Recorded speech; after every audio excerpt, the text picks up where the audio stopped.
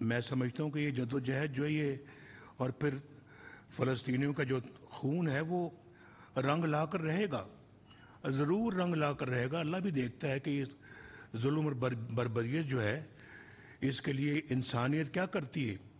اگر انسانیت کچھ نہیں کرتی تو پھر وہ اپنا حکم صادر کرے گا انشاءاللہ۔ تو میں سمجھتا ہوں جی کہ اس سلسلے میں جو شہباز صاحب نے بھی اس کے بارے میں جو روڈ میپ دیا ہے اس کے اوپر پورا غور و خوض ہونا چاہیے، اور پھر جو اسلامی ممالک ہیں ان کو اکٹھے بیٹھ کے کوئی فیصلہ کن اقدامات کرنے چاہیے۔ یہ بہت ضروری ہے کہ کوئی ایک ملک جو ہے وہ اپنے اقدامات کرے اور اس کے بعد باقی ہم دیکھتے رہ جائیں اور ہم کچھ نہ کریں۔ یہ تو میں سمجھتا ہوں کہ بہت غلط ہوگا۔ اس کے اوپر بیٹھ کے جو ہے وہ بہت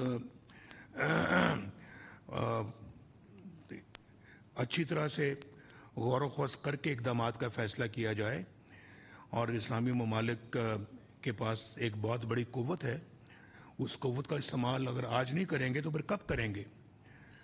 تو پھر دوبارہ تو یہ شاید پتہ نہیں کبھی موقع آئے استعمال کرنے کا یا نہ آئے، لیکن آج یہ موقع ہے اور ہم سب کو اکٹھا ہو کے ایک پالیسی بنانی پڑے گی، ورنہ خدا نہ خواستہ ہم اسی طرح سے بچوں کا بھی خون ہوتے دیکھتے رہیں گے، ہم ماؤں کو بھی شہید ہوتے دیکھتے رہیں گے، ہم والدین کو بھی شہید ہوتے دیکھتے رہیں گے، اور ان کے